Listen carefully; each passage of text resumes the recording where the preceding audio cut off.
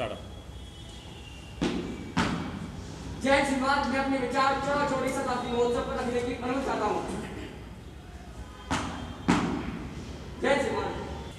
ये नंदन की भूमि है, ये अभिनंदन की भूमि है, ये तर्पण की भूमि है, ये तर्पण की भूमि है।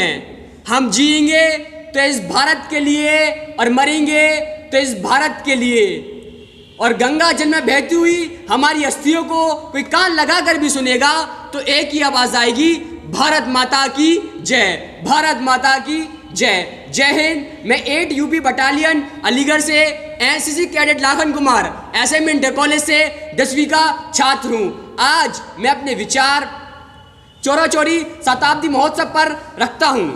चौरा चौरी घटना महात्मा गांधी के असहयोग आंदोलन के दौरान 4 फरवरी 1922 को कुछ लोगों की गुस्साई भीड़ ने गोरखपुर के चौरा चौरी के पुलिस थाने में आग लगा दी थी। इसमें 23 पुलिस वालों की मौत हो गई थी। इस घटना के दौरान 3 नागरिकों को भी मौत हो गई थी। इससे पहले यह पता चलने पर कि चौरा चौरी पुलिस थाने के थानेदार ने मुंडेरा बाजार में कुछ कांग्रेस कार्यकर्ताओं को मारा है। गुस्साई भीड़ पुलिस स्टेशन के बाहर जमा हुई थी। इस हिंसा के बाद महात्मा गांधी ने 12 फरवरी 1922 को असहयोग आंदोलन वापस ले लिया था। महात्मा गांधी के इस फैसले को लेकर क्रांतिकारियों का एक दल नाराज हो गया था। 16 फरवरी 1922 को गांधी जी ने अपने लेख चौरा चौरी का अपराध में लिखा है कि अगर ये आंदोलन वापस नहीं लिया जाता तो दूसरी जगहों पर भी ऐसी घटनाएं होती। उन्होंने इस घटना के लिए एक तरफ पुलिस वालों को जिम्मेदार ठहराया क्योंकि उनके उकसाने पर ही भीड़ ने ऐसा कदम उठाया था, तो दूसरी तरफ घटना में शामिल तमाम लोगों को अपने आप को पुलिस के हवाले करने को कहा था क्योंकि उन्होंने अपराध किया था। इसके बाद गांधी जी पर राजद्रोह का मुकदमा भी चलाया गया था और इन्हें मार्च 1922 में गिरफ्तार कर लिया था। असहयोग आंदोलन का प्रस्ताव कांग्रेस के कलकत्ता अधिवेशन में 4 सितंबर 1920 को पारित हुआ था। गांधी जी का मानना था कि अगर असहयोग के सिद्धांतों का सही से पालन किया गया तो 1 साल के अंदर अंग्रेज भारत छोड़कर चले जाएंगे। इसके तहत उन्होंने सभी वस्तुएं, संस्थाएं और व्यवस्थाओं का बहिष्कार करने का फैसला किया था, जिसके तहत अंग्रेज भारतीयों पर शासन कर रहे थे। उन्होंने विदेशी वस्तुएं, अंग्रेजी कानून, शिक्षा और प्रतिनिधि सभाओं के बहिष्कार की बात कही। खिलाफत आंदोलन के साथ असहयोग आंदोलन बहुत हद तक कामयाब भी रहा। चौरा चौरी शहीद स्मारक 1971 में गोरखपुर के जिले के लोगों ने चौरा चौरी शहीद स्मारक समिति का गठन किया। इस समिति ने 1973 में चौरा चौरी में 12.12 मीटर ऊंचा एक मीनार बनाई। इसके दोनों तरफ एक शहीदों को फांसी से लटकते हुए दिखाया गया था। इसे लोगों ने चंदे के पैसे से बनाया था। इसकी लागत तब 13,500 रुपये आई थी। बाद में भारत सरकार ने शहीदों की याद में एक अलग शहीद स्मारक बनवाया।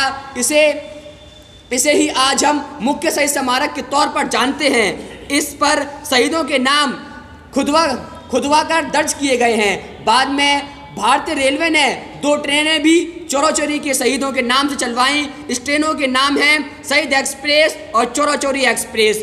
चौरा चौरी क्या है और कहाँ है? चौरा चौरी दरअसल 2 अलग अलग गांव के नाम थे। रेलवे के एक ट्रैफिक मैनेजर ने इस गांव का नाम एक साथ किया था। उन्होंने जनवरी 1985 में यहाँ एक रेलवे स्टेशन की स्थापना की थी। इसलिए इस शुरुआत में सिर्फ रेलवे प्लेटफॉर्म और मालगोदाम का नाम ही चौरा चौरी था। बाद में जो बाजार लगने शुरू हुए वो चौरा चौरी गाँव में लगने शुरू हुए थे।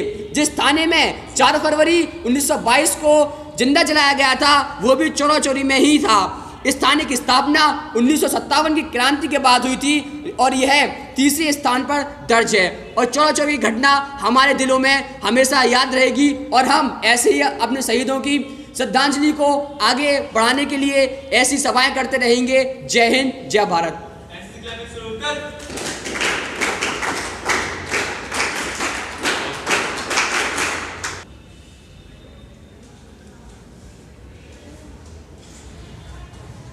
बंद करो।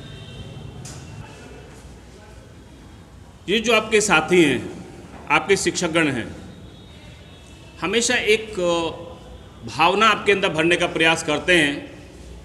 मुझे आज अपने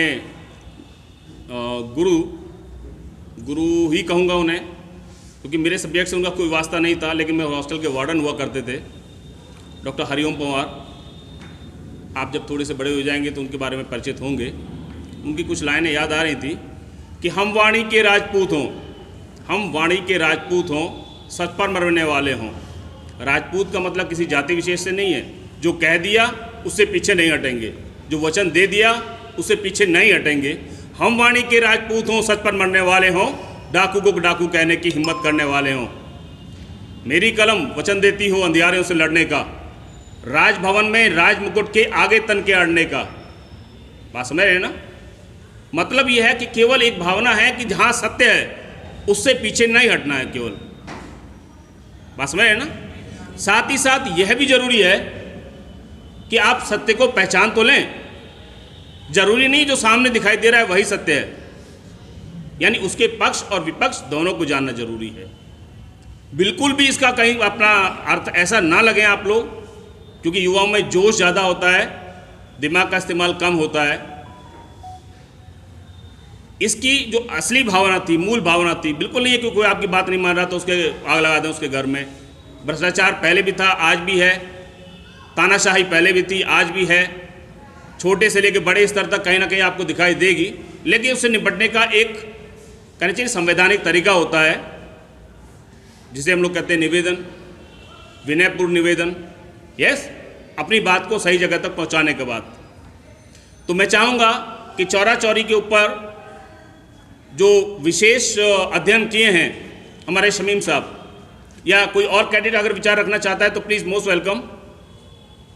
हमारे कोई भी शिक्षक साथी आशीर्वाद स्वरूप अपनी बात शेयर करना चाहते हैं कैडेट्स के साथ में, so they are also most welcome. क्योंकि आपका समय बहुत कीमती है, एग्जाम्स आ रहे हैं। मैं ज़्यादा समय न लेते हुए, आदत पड़ चुकी है मंच पे आते ही बोलना शुरू हो जाना, और सबको अच्छा लगता है मंच। यस, तो शमीम साहब मैं रिक्वेस्ट करूँगा प्लीज़ इसकी गहराई में जा कर के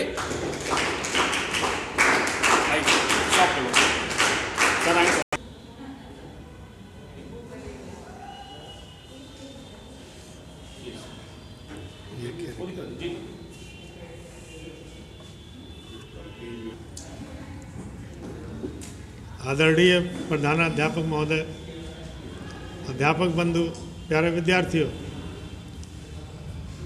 बेटा इधर बैठ जाओ। चलो आप कंटिन्यू। जैसा कि आज हम लोग चौरी चौरा शताब्दी समारोह के उपलक्ष्य में यहाँ इकट्ठा हुए हैं,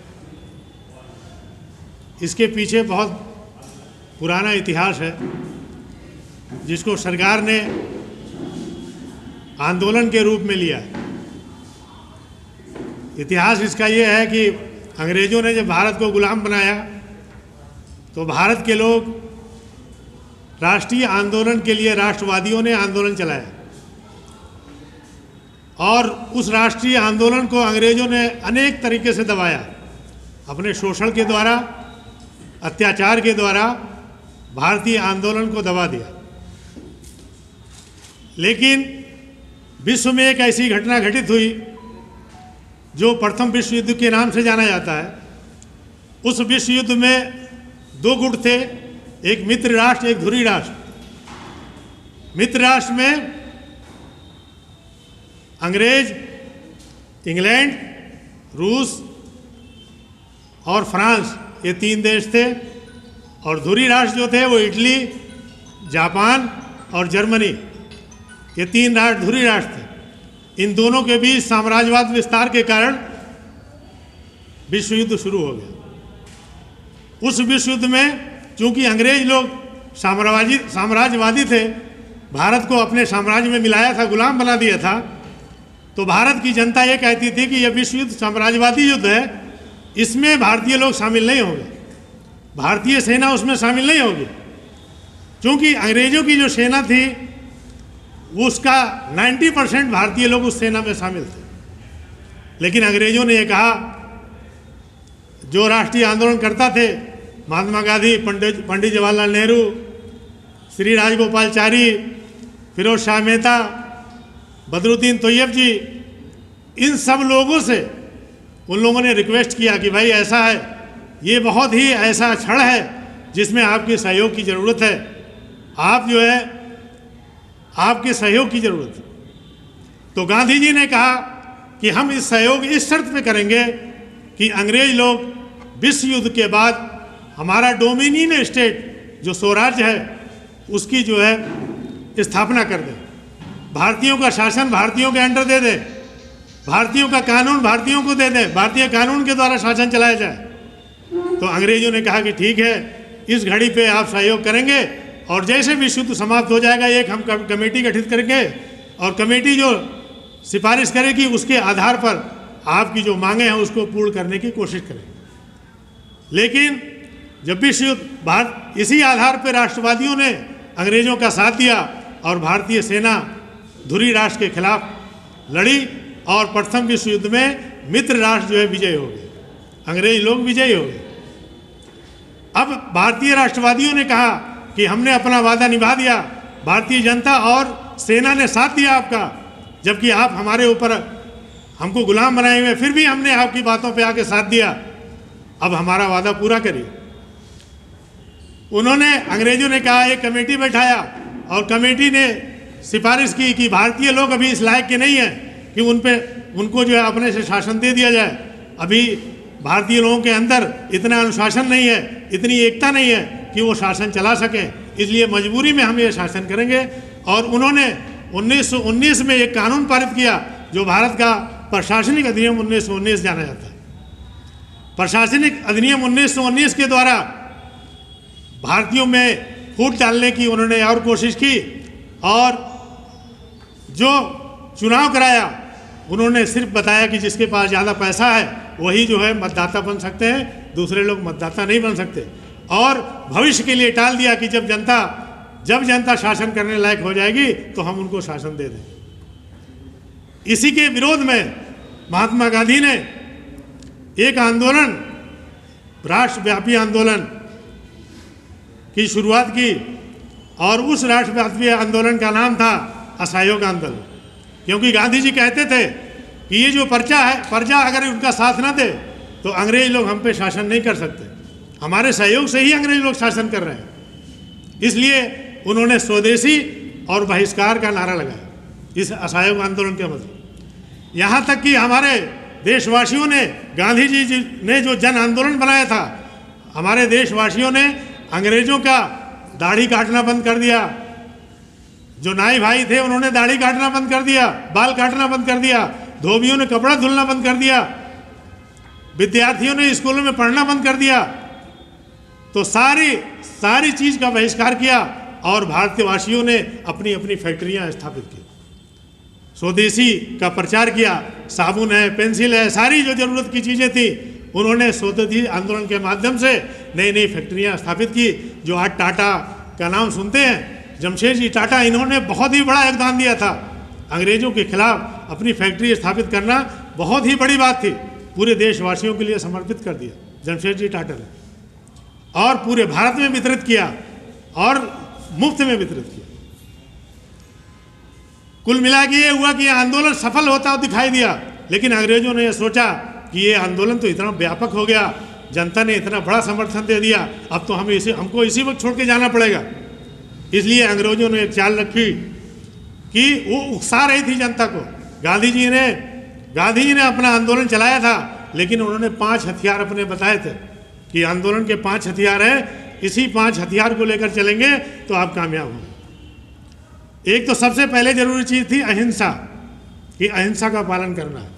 आंदोलन तो चल रहा है लेकिन कभी भी हिंसा नहीं स्थापित करना। दूसरा उन्होंने कहा भूख हड़ताल। तीसरा जुलूस और हिजरत, एक जगह से दूसरी जगह जाना जुलूस के रूप में। और विदेशी वस्तुओं का बहिष्कार। ये हथियार दिए कि इस हथियार से इसी हथियार पे जमे रहना, इससे बाहर मत जाना। भारतीय जनता इस पे जमी रही। जब आंदोलन सफल होता दिखाई दिया तो वहाँ की गोरखपुर की एक जगह है चौरी चौरा, वहाँ की पुलिस चौकी ने भारतीय जनता को उकसाया, जुलूस निकाली और निकालने के बाद जनता पे उकसाया और 3 भारतीय लोगों को मार दिया और जनता गुस्सा हो गई और गुस्सा होने के बाद पूरी पुलिस चौकी को फूंक दिया और करीब 22 पुलिस और 1 दरोगा 23 लोग उसमें फूंक दिए गए, जला दिए गए, मार दिए गए। लेकिन उसके बाद महात्मा गांधी की आत्मा बहुत दुखी हुई। वो सोच रही थी कि अंग्रेजों को मौका मिल गया कि ये देखो हिंसा का रूप ले लिए, उन्होंने उकसा दिया, जनता ने उसको पकड़ लिया। उकसाने पे उस पर जनता उनके सामने आ गई और गांधी जी ने फिर आंदोलन को वापस ले लिया, असहयोग आंदोलन को वापस ले लिया। जबकि ऐसा लग रहा था कि इसी वक्त आज़ादी होने वाली है। इस आंदोलन के वापस होने पर जो राष्ट्रवादी नेता थे, बहुत बड़े बड़े नेता, उन लोगों को बहुत तकलीफ हुई। यहाँ तक कि महात्मा गांधी को बुरा भला भी कहा। सुभाष चंद्र बोस ने तो ये कहा कि आंदोलन जब अपने चरम पे था तो ये राष्ट्रीय आंदोलन वापस लेना किसी वज्रपात से कम नहीं था। लेकिन गांधी जी बात को समझते थे, उन्होंने आंदोलन को वापस ले लिया। अब सरकार का यहाँ महत्व ये है, इस आंदोलन से इस आंदोलन से तो हमको ये शिक्षा मिली चौरी चौरा कांड से कि हमको किसी भी समस्या का समाधान कभी भी हिंसा से नहीं लेना है। किसी भी समस्या का समाधान अहिंसा से है। कभी भी समस्या का अंत हिंसा से नहीं हो सकता।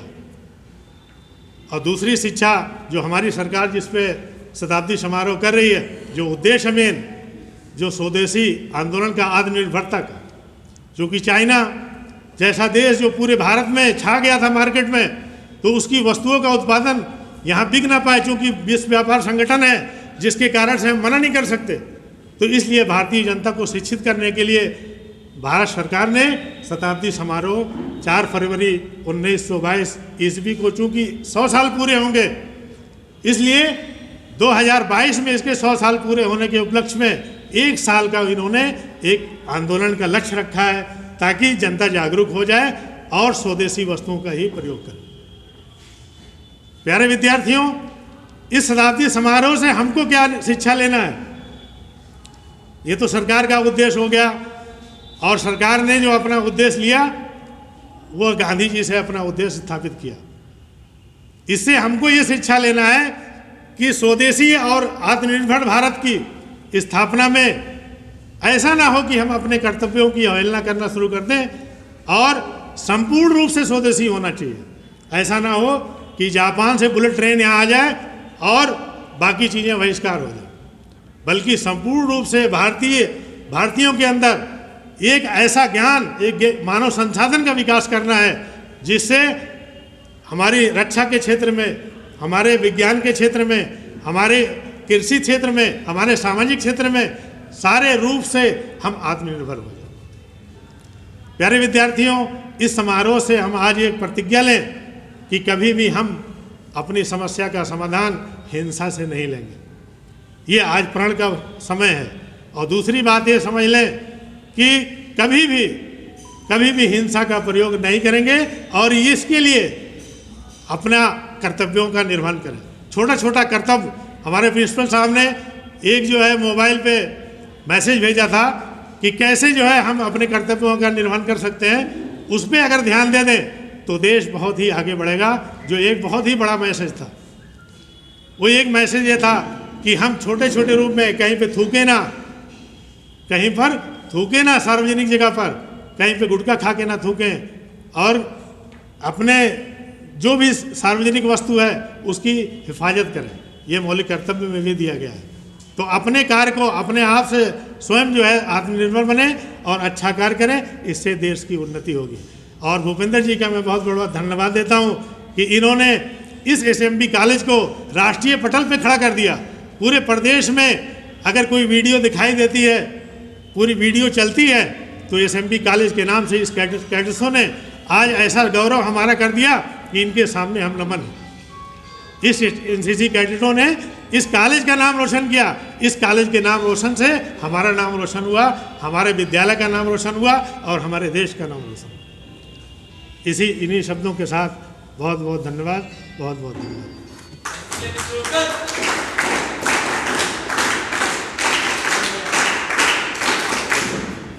स्टार्ट। चौरा चौरी शताब्दी समारोह के उपलक्ष्य में यहाँ उपस्थित सभी शिक्षक साथीगण,